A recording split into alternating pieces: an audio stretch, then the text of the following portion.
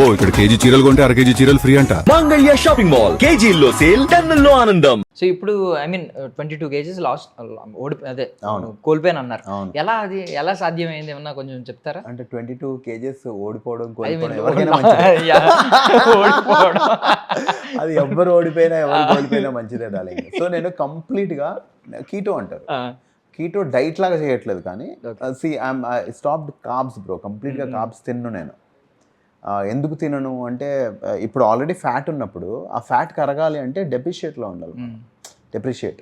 So I stopped having rice, maida, breads, ఇవన్నీ only protein, chicken, eggs, fish and fibre, ఇంకా vegetables, అంతే తప్ప ఇస్ కంప్లీట్లీ ఇంకా వర్కౌట్ బ్రో.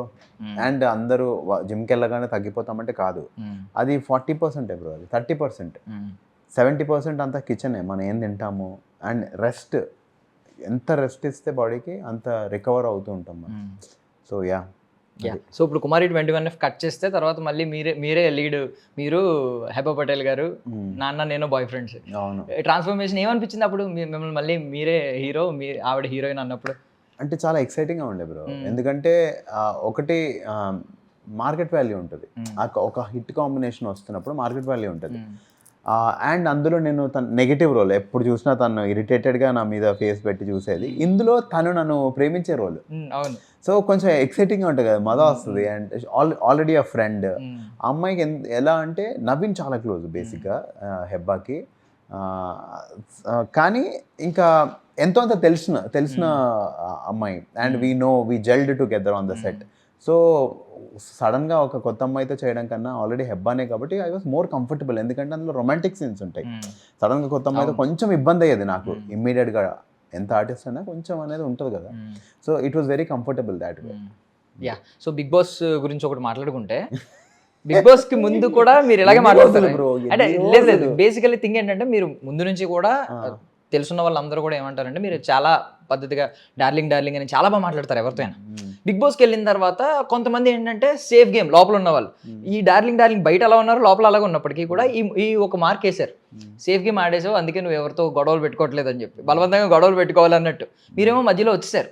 అంటే ఏంటి నిజం చెప్పాలంటే అప్పుడు నిజంగానే హెల్త్ ఇష్యూయా, కొంచెం మైండ్లో ఈ థాట్ కూడా ఉందా ఇలాంటి? అంటే అలాంటి థాట్స్ ఎవడెళ్తాడు బ్రో? నీకు నెలకు ఒక వారంకి లక్షల డబ్బులు పడుతున్నప్పుడు ఎవడన్నా ఇంకో వారం ఉండాలనుకుంటాడు, కానీ నేను వెళ్ళిపోదాం ఇది సేఫ్ అని వెళ్తారా?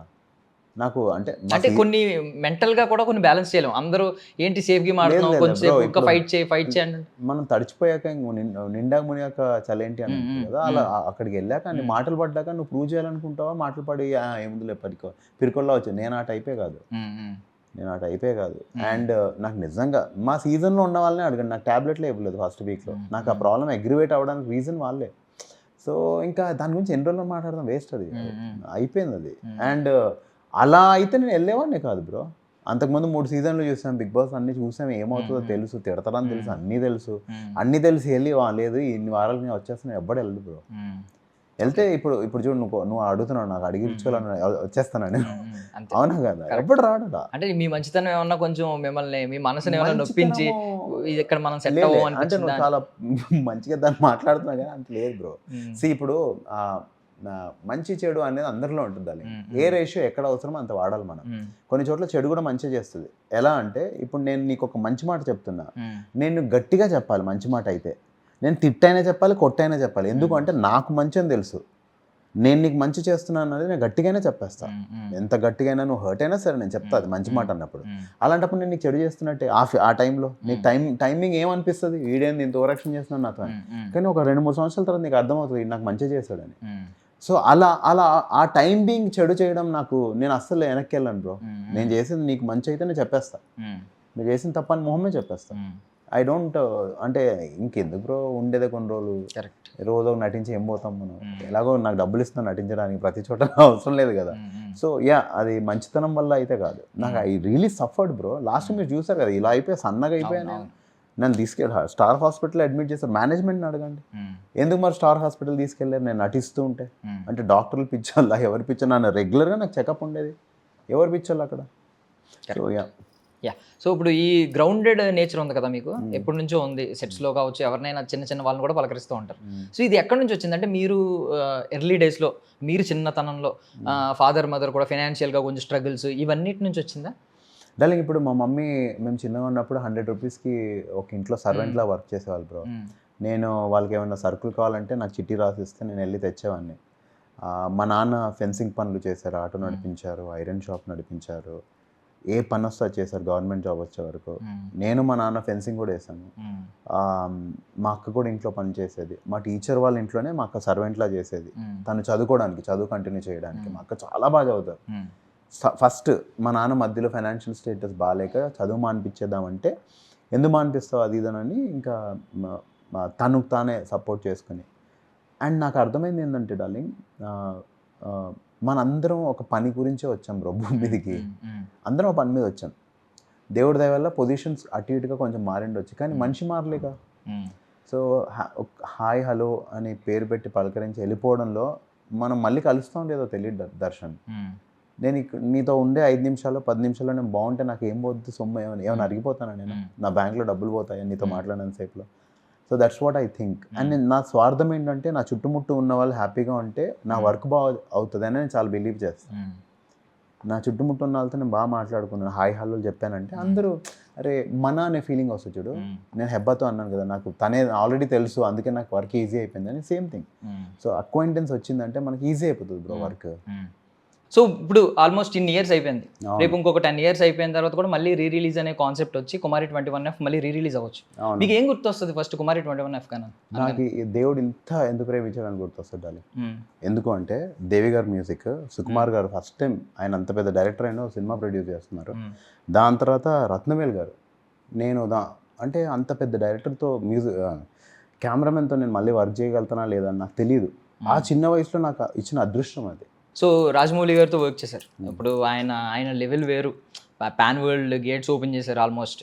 ఆయన గురించి ఎవరైనా ఇండియాలో ఏ మేకర్ అయినా ఏ హీరో అయినా నీకు ఎవరు డ్రీమ్ ఎవరితో కొలాబరేట్ అవ్వాలనుకుంటే ఫస్ట్ ఆయన పేరే చెప్తున్నారు. సో అలాంటి ఆయనతో మీరు ఎర్లీ డేస్లో వర్క్ చేసేసారు. ఈగ సినిమా కూడా మీకు బయట స్ట్రీమ్ చేసినప్పుడు, బయట స్క్రీనింగ్ వేసినప్పుడు హాలీవుడ్లో అందరూ కూడా అరిచారు. స్క్రీనింగ్లో అంతా కూడా మీకు మంచి డేస్ అయితే దొరికింది. ఏంటి ఆయన మేకింగ్లో ఉన్న మ్యాజిక్ ఏంటో చెప్పగలరా మీరు ఏమన్నా? బికాస్ మీకు మెగాఫోన్ పెట్టుకుని ఆయన టీచ్ చేసి చెప్పి ఈ సీన్ ఇలా చేయి, ఈ సీన్ ఇలా చేయని చెప్పారు. ఎవరైనా ప్యాషన్ ఉంటే పైకి వస్తారు బ్రో. ఒక వర్క్ చేయాలి ఆయనకు ఆ వర్క్ మీద తప్ప ఇంకోటి ఫోకస్ ఉండదు. అడ్డమైన వాటి గురించి ఆలోచించరు, ఎవరినైనా కిందకి లాగుదామని అస్సలు ఆలోచించరు. సో అలాంటప్పుడు పైకి వస్తారు బ్రో లైఫ్లో. మీకు మ్యాజిక్ ఆయన మేకింగ్ లేదన్నా కొంచెం మ్యాజిక్ ఒక ప్యాషన్. ఇప్పుడు డార్లింగ్ ఇప్పుడు ఈ సెట్ ఉంది, ఇవి ఇలా ఎలా పడితే అలా ఉన్నాయి, అలా ఆయనకి ఇష్టం ఉండదు. he'll make sure ఆయన చేసే 5 నిమిషాల వరకైనా he'll make sure he'll do it in the best way. That's what I saw. నాకున్న దాంట్లో నాకున్న చిన్న బ్రెయిన్ అంటే ఆయన చాలా పెద్ద మేధావి. నేను అర్థం చేసుకున్న దాంట్లో ఆయన దేంట్లో కాంప్రమైజ్ అవ్వరు. కాంప్రమైజ్ అవ్వకపోతేనే పైకి వస్తుంది లైఫ్లో, అంతే. సో ఈవెన్ ఏగా సినిమా చేసినప్పుడు నాని గారు కూడా స్టార్డమ్ లేదు అంత, బికాస్ ఆ రోల్ కూడా ఆల్మోస్ట్ ఒక 15 minutes ఆయనకు ఆల్రెడీ హిట్స్ ఉన్నాయి బ్రో. ఆయన సినిమాలు ఆయనకు ఉన్నాయి, స్టార్డమ్ లేదు. అంటే అది మనం స్టార్ అని, నేచురల్ స్టార్ అని మీ దృష్టిలో, నా దృష్టిలో అయితే ఆల్రెడీ స్టార్ చెప్పారు. అదే ఇప్పుడు ఆ 15 minutes రోల్ కాబట్టి ఈవెన్ పెద్ద పెద్ద స్టార్స్ కూడా ఆయన నాకు తెలిసి వినిపించలేదేమో మేబీ. ఆ నెరేషన్ 15 minutes ఉంటారు కదా, తర్వాత అంతా ఏగేమే ఉంటుంది సినిమా అంతా. నాన్నగారు చనిపోయిన తర్వాత. సో అప్పుడు మీకు ఏమన్నా అనిపించిందా? బికాజ్ ఇప్పుడు ఆయన ఒక స్టేట్మెంట్ పాస్ చేసి ఆ స్టేట్మెంట్ని ప్రూవ్ చేసుకుంటున్నారు. నేను మీకు దూరం నుంచి నేను అదే ఒక ఇటుకలా కనిపిస్తున్నాను, నేను ఆ ఇటుక పేరుస్తున్నాను, దూరం నుంచి చూస్తే మీకు ఒక గోడ కనిపిస్తుంది ఒక రోజు, ఎవ్వడో బద్దలు కొట్టలేడు, ఏ బుల్డోజర్ బద్దలు కొట్టలేదు అని చెప్పి. నిజంగా ఈ రోజు అలాగే కనిపిస్తుంది. ఆయన ప్రొడక్షన్ హౌస్లు రెండు బ్యానర్స్ ఇవన్నీ చేసుకోవడం. మీకు ఆ రోజుల్లో ఏమనిపించింది ఆయన డెడికేషన్ గురించి, ఆయన యాక్టింగ్లో అంటే తెలిసిపోతుంది?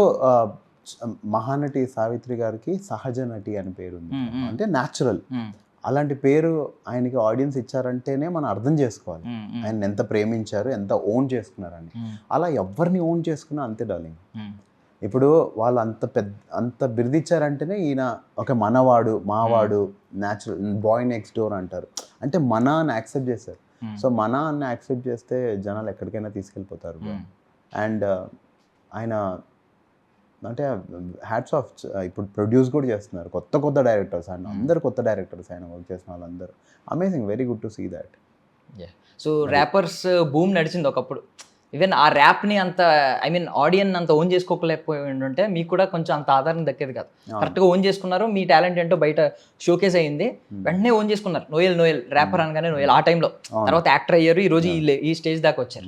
సో ఇప్పుడు ఏమనిపిస్తుంది ఈ జనరేషన్ చూస్తుంటే, ఇంకా ర్యాపర్స్ ఇంకా కొత్త వాళ్ళు మీ కళ్ళ ఎదురుగుండా చిన్న చిన్న వాళ్ళు వస్తున్నారు, యూట్యూబ్లో కావచ్చు. దానికి ఇప్పుడు టాలెంట్ ఎవరికి ఎప్పుడు ఏ టైంలో హెల్ప్ అవుతుందో చెప్పలేం. లైక్ ఇప్పుడు హనుమాన్ కైండ్ అన్న ఒక అతను ఉన్నాడు, ఆయన ఇంటర్నేషనల్ లెవెల్కి వెళ్ళిపోయాడు, సాంగ్స్ పెద్ద హిట్స్ అవుతున్నాయి.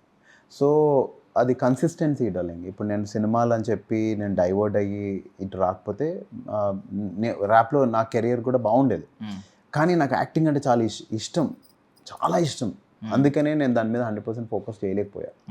బట్ ఐ ఫీల్ గుడ్, ఎందుకంటే ర్యాప్ సీన్ ఇంత ఇవాల్వ్ అవ్వడం ఇక్కడ బెంగళూరులో బాగుంటుంది, బాంబేలో అయితే నెక్స్ట్ లెవెల్, క్రోర్స్లో ఛార్జ్ చేస్తున్నారు వాళ్ళు ఒక షో చేయడానికి. మన దగ్గర కూడా అది ఇవాల్వ్ అయితే చాలా బాగుంటుంది. ఎందుకు అవ్వదు బ్రో, తెలుగు వాళ్ళు కూడా అలా చేయాలి, మన వాళ్ళు కూడా అక్కడికి వెళ్ళాలి. ఇప్పుడు ఆస్కర్కి వెళ్ళినప్పుడు ఇండియన్ ఫిల్మ్ అని అన్నారు బ్రో, మన ర్యాప్లో కూడా ఇవాల్వ్ అవుతే అరే మన తెలుగు వాడని గర్వంగా చెప్పుకుంటాం. సో డెఫినెట్లీ నేను ఇంకా బ్యాక్ టు బ్యాక్ సాంగ్స్ అయితే 100% చేస్తాను. నేను అది కూడా పొట్టేల్ సినిమా ప్రమోషన్కి వెళ్ళినప్పుడు ప్రతి చోట నన్ను పాడమని అడుగుతుంటే I felt happy. As an actor నేను వెళ్ళినా వాళ్ళు నా మ్యూజిక్ అడుగుతున్నారు, మీరు పాట పాడండి అంటే ఐ ఫెల్ట్ సో హ్యాపీ. అరే నేను ఎందుకు చేయలేదు ఇన్ని రోజులు అని నాకు కొంచెం బాధ కూడా అనిపించింది. ఇమ్మీడియట్గా వచ్చి నా ఓన్ ఖర్చులతో నేను సాంగ్ చేసి రిలీజ్ చేయడం జరిగింది. సో అప్పటి నుంచి I'm concentrating bro, I want to get back to music as much as I want to do good roles. అది. సో బేసికల్లీ మీరు డైలీ రొటీన్ పడుకునేటప్పుడు ఈ మ్యూజిక్ ఏమన్నా అనుబంధం ఉంటుందా? మ్యూజిక్ని పెన వేసుకుని పడుకుంటూ ఉంటారు అంటే వింటూనే నిద్ర పడుతుంది కొంతమందికి, లేచిన వెంటనే ఖచ్చితంగా ఒక ర్యాప్, ఒక సాంగ్, ఒక మ్యూజిక్ వినాలి, ఇలాంటి మూడ్ ఉంటుంది కదా చాలా మంది. అవును, యాడాలింగ్ నాకు ఇష్టం. ఏమి వింటారు ఎక్కువగా? మీరు చేసిన మీ కంపోజిషన్ లోంచి వచ్చిన వాటిలో ఎక్కువగా విన్నది ఏంటి? మీరే కొంచెం మెస్మరైజ్ అవుతూ ఉంటారు. ఇప్పుడు ఒక పాట మీద వర్క్ చేస్తున్నానంటే ఆ 2-3 నెలలు ఆ పాట రిలీజ్ అయ్యే వరకు బాగా వింటా. ఆ పాట రిలీజ్ అయిన తర్వాత మళ్ళీ అంత వినను. ఎందుకు తెలియదు డార్లింగ్, ఐ డోంట్ నో. ఎందుకంటే అంతవరకు ఏంటంటే దాని మీద ఏమైనా వర్క్ చేయొచ్చు, ఒక్కసారి వెళ్ళిపోయిందా ఇంకా మన చేతిలో ఏం లేదు. అందుకని ఇంకా దాని తర్వాత పెద్దగా వినను. నాకు ఎప్పుడన్నా మూడ్ వస్తే నా అన్ని సాంగ్స్ ప్లేలిస్ట్ ఉంటుంది, ఒకసారి పెట్టుకొని వింటా, మనం ఎలా చేసాము ఏంటి ఏమేమి చేసాము అని చెప్పి వింటాను తప్ప ఐ కీప్ అ ట్రాక్. మొన్న F1లో OSTs చాలా బాగున్నాయి, ఇప్పుడు రెగ్యులర్ అవి వింటున్నా ఎక్కువ. సో తమిళ్లో క్రేజీ ర్యాప్స్ ఉంటాయి, సో హిప్ హాప్ అని కొట్టి తమిళ్, తెలుగు, హిందీ అలా వింటూ ఉంటా. అది. సో నా సాంగ్స్ అంటే ఇష్టం బ్రో, నాకు నా సాంగ్స్ అంటే చాలా ఇష్టం. నా ఇష్టం కాబట్టి రిలీజ్ చేస్తా, లేదంటే అలా ఉండేవి. బట్ అంత రిలీజ్ అయ్యాక చెప్తున్నా కదా, ఫ్రీక్వెన్సీ తగ్గిపోతుంది. ఒక్కోసారి అయితే సాంగ్ ఇంకా రేపు రిలీజ్ అవుతుందంటే 10 times 20 times 30 times విని ఇంకేమైనా చేయొచ్చా అని ఆలోచిస్తూ ఉంటా. ఒకసారి రిలీజ్ అయిందా ఓకే. అది ఇప్పుడు ఈ ప్రమోషన్స్లో కావచ్చు, లేదంటే ఎక్కడైనా ఈ మీడియా ముందు కావచ్చు, ఎవరైనా ముందు కావచ్చు, ఎక్కువగా పాడిన ర్యాప్ ఏంటండి? అతిలి సతి ర్యాపే. ఎక్కడికి వెళ్ళినా ఒకసారి మళ్ళీ okay, rip it on now, break it down now, making the money to fake now, come on, sing it on now, break it down now, making the money to fake now, come on. Atili satay atili satay, bad the beat, ripping the heat, the head, the sweat, the make you go crazy. He's mad, he's bad, he's making noise now, come on. Atili satay. So super. So basically ఈ rap అనే పదం తెలియకముందే మీకు ఎవరండి ఈ rap అనే పదాన్ని పరిచయం చేసింది? బ్రో ఇప్పుడు నాకు ప్రభుదేవ గారు అంటే చాలా ఇష్టం బ్రో. ఆయన మూవీస్ అన్నీ చూసేవాడిని. సో ప్రేమికుడు, బేసిక్గా డాన్స్ అంటే ఇష్టం, సో అన్నీ ఫాలో అయ్యేవాడిని. లవ్ బర్డ్స్ అనే మూవీలో నో ప్రాబ్లం అనే full fledged English rap song వచ్చింది. Safisa Golomela Sonomana check back, no chat, which you can come via chat. In Madras of it, make the Sabba the bomb on Pachi, one at for ever chance. And Arindra Babu rap asala, dripping the other and goosebumps a channel. A cinema just no. I was so excited. అక్కడి నుంచి I started అసలు ఏంటి rap ఏంటి. అప్పుడు DD2 ఒకటే channel, అందులోనే English songs వచ్చేవి, DD1లో వచ్చేవి కాదు. అది కూడా దాని తర్వాత MTV, ఒక 1 hour మాత్రమే ఇంగ్లీష్ సాంగ్స్ వచ్చేవి. అలా ఐ స్టార్టెడ్ ఫాలోయింగ్. చాలా ఇంట్రెస్ట్ పెరిగింది. సో ఒక రకంగా రెహమాన్ గారు has influenced me for that rap. Rahman గారు ఇన్ఫ్లుయెన్స్ చేస్తే Keeravani sir made me a rapper. ఆ ఇన్ఫ్లుయెన్స్ లేకపోతే నేను అతిలి సతి పాడేవాడినే కాదు. అప్పుడు ఆ ఇంట్రెస్ట్ క్రియేట్ అయ్యి ఐ స్టార్టెడ్ రైటింగ్. అది డార్లింగ్. యా సో ఇన్ని ప్రాజెక్ట్స్లో మీరు యాక్టింగ్ కెరియర్ గురించి మాట్లాడుతున్నారు. ఇన్ని ప్రాజెక్ట్స్లో మిమ్మల్ని ఇప్పటికీ కూడా మీకు కొంచెం ఛాలెంజింగ్గా అనిపించిన, ఇప్పటికీ అనిపిస్తూ ఉంటుంది కదా, ఆ రోజు అది ఛాలెంజింగ్గా ఫేస్ చేశాను, ఇప్పటికీ కొంచెం తలుచుకుంటే కొన్ని రోజులు అమ్మో చాలా కష్టపడ్డాను ఆ రోజుల్లో అనే ఫీలింగ్ వస్తూ ఉంటుంది. చాలా కష్టపడ్డం కాదు డార్లింగ్. ఇప్పుడు మనం ఎప్పుడు ఫీల్ అవుతామంటే మన చేతిలో ఉండి కూడా బెస్ట్ చేయనప్పుడే. సో నేను రత్నవేల్ గారిని ఇంకొక టేక్ చేస్తాను సార్ అని అడగలేకపోయా భయానికి. ఓకే. కుమారి 20Fలో లోబో వచ్చి ఆ అమ్మాయి కుమారి కాదు, ఆ అమ్మాయి పేరు మీనా, బాంబేలో చూడు పోలీస్ స్టేషన్లో దొరికింది అని చెప్పి వీడియో చూపిస్తాను. నాకు స్మోకింగ్ అలవాట్లేదు. సో స్మోకింగ్ అలవాట్లేదు కాబట్టి నన్ను తిట్టారు సెట్లో. ఎందుకు అంటే అది ఇండైరెక్ట్ మోటివేషన్. నువ్వు స్మోకింగ్ సరిగా చేయవు, నువ్వేం విలన్ అవుతావా, పెద్ద విలన్ అది అని చెప్పి అన్నారు. ఇంకా పట్టుబట్టి నేను నేర్చుకున్నా. కానీ ఇప్పటికీ నా కళ్ళు మండుతాయి స్మోక్తో. సో ఆ సీన్లో నేను స్మోక్ చేసుకుంటూ ఇలా కళ్ళు కొడుతుంటాను డార్లింగ్, ఇలా ఇలా ఇలా కళ్ళు కొడుతూ ఉంటా. నాకు అది ఇష్టం లేదు. ఎందుకంటే ఒక ఆర్టిస్ట్ ఎప్పుడైనా ఇప్పుడు సూటిగా మాట్లాడినప్పుడే వాడు కరెక్ట్గా పర్ఫామ్ చేస్తున్నట్టు. అది చాలా ఇంపార్టెంట్ సీన్. నేను అందులో ఇలా కళ్ళు కొడుతూ ఉంటా. నేను I just looked at him and I just ఇలా ఆలోచించి ఇలా మాట్లాడితే అదిరిపోయేది ఆ సీన్. నేను ఆ సీన్ చూసినప్పుడల్లా ఫీల్ అవుతా, నేను ఇంకొకసారి నేను ఇలా. ఆయన చాలా మంచి ఆయన, కానీ ఆ టైంలో నాకు అంత ధైర్యం లేదు. అరే ఎందుకు అడగలేకపోయా అనే భయం అనేది ఎప్పుడు ఉంటుంది నాకు. అది గుర్తొచ్చినప్పుడల్లా I don't think I have performed well in that. అది బ్రో. సో ఏంటి అప్కమింగ్ ప్రాజెక్ట్స్ ఏమన్నా చెప్పండి? ఇప్పుడు ఎక్కువ మ్యూజిక్ మీద కాన్సన్ట్రేట్ చేస్తున్నాను బ్రో. అండ్ నేను రీసెంట్ టైమ్స్లో ఏమైందంటే కొన్ని సినిమాలు చేశాను కానీ నాకు చెప్పిన రోల్స్ లాస్ట్కి సినిమాల్లో లేవు. చాలా డిసప్పాయింట్ అయ్యాను బ్రో. ఎందుకంటే ఇప్పుడు మనం నమ్ముతేనే కదా వెళ్ళి కమిట్ అవుతాము. 6 నెలలో 3 నెలలో 1 year కష్టపడతాము, ఎక్సైట్ అవుతూ ఉంటాం. ఆ సినిమా రిలీజ్ అవుద్ది, రిలీజ్ అయిన తర్వాత మనకు చెప్పింది ఉండదు. చాలా బాధేసింది. ఎందుకంటే డార్లింగ్ ఇప్పుడు నేను ఎంతో అంత కష్టపడితేనే ఇక్కడ ఉన్నా. అండ్ ఇప్పుడు కూడా ఇలాంటివి ఇంకా I'm tired. So luckily music scene is good. ఈ ఇయర్ కీరోని సార్తో పర్ఫామ్ చేసి ఆయన ఆస్కర్ తర్వాత ఫస్ట్ టైం. అక్కడ నుంచి నాకు అనిపించింది మ్యూజిక్ సీన్ పెరుగుతుంది, ఐ షుడ్ కాన్సన్ట్రేట్. ఏ కాలేజ్కి వెళ్ళినా మ్యూజిక్ పాడండి అని అంటే నా పాటలు ఎందుకు, నా ప్రమోషన్ అవుతుందని సినిమా మీద పాట రాసి పాడాను నేను. సినిమాకే ప్రమోషన్ అవ్వాలి అని. నేను అంత సిన్సియర్గా వర్క్ చేస్తున్నప్పుడు కొన్ని చోట్ల అప్సెట్ అవుతుంటే నాకు నచ్చట్లేదు బ్రో. అండ్ మనకి వాల్యూస్ లేదనుకోండి, ఇంక తొక్కిపడేస్తారు. సో అందుకనే ఐఎమ్ లైక్ లేదు ఇది కాదు నాకు చెప్పిన రోల్. నేను లిటరలీ ఈ మధ్య రాయించుకుంటున్నా, నాకు మీరు నరేట్ చేసినట్టు తీస్తానంటేనే నేను ప్రమోషన్స్ కానీ దేనికైనా వస్తా, లేదంటే నేను రాను అని చెప్పి మీరు ఇక్కడ మెన్షన్ చేయండి. ఎందుకంటే డార్లింగ్ మనం వెళ్ళి కష్టపడతాం, సినిమా చేస్తున్నాం, బడ్జెట్స్ దగ్గర కాంప్రమైజ్ చాలా చేస్తాం. ఒక సినిమా అంటే లాస్ట్కి తీసి పడేస్తుంటే ఇంకెందుకు బ్రో? కరెక్ట్. ఇప్పుడు నువ్వు డార్లింగ్ నువ్వు ఇది చేస్తావు అంటేనే కదా నువ్వు వస్తావు. ఇది కాదే కాదు అసలు మొత్తం కథ మార్చేస్తే ఇంకెలా అనిపిస్తుంది? అలా చాలా డిసప్పాయింట్ అయ్యా. అండ్ ఎందుకు బాధ వేసిందంటే డబ్బులే సంపాదించాలనుకో దర్శన్, ఏదైనా చేయొచ్చు బ్రో. ఇప్పుడు రీల్స్ చేయొచ్చు, ప్రమోషన్స్ చేయొచ్చు, ఏదైనా చేయొచ్చు. యాక్టింగ్ ఎందుకు చేయాలి? అవునా కదా? సో ఐ డోంట్ నో, నాకు అలా ఐ వాజ్ లైక్ లేదు ఇది కరెక్ట్ కాదు అని చెప్పి now I'm working on series of songs and yeah next year is going to be amazing. So previously మీరు అనంత్ శ్రీరామ్ గారు, రమ్య బెహ్రా గారు కొంతమందితో కొలాబరేట్ అయ్యారు. సో ఇప్పుడు అప్కమింగ్ కొలాబరేషన్ ఎవరితో ఉండబోతుంది అనిపిస్తుంది? It's a surprise bro. It's a surprise. First నీకే చెప్తాను దర్శన్, ఐ ట్యాగ్ యూ.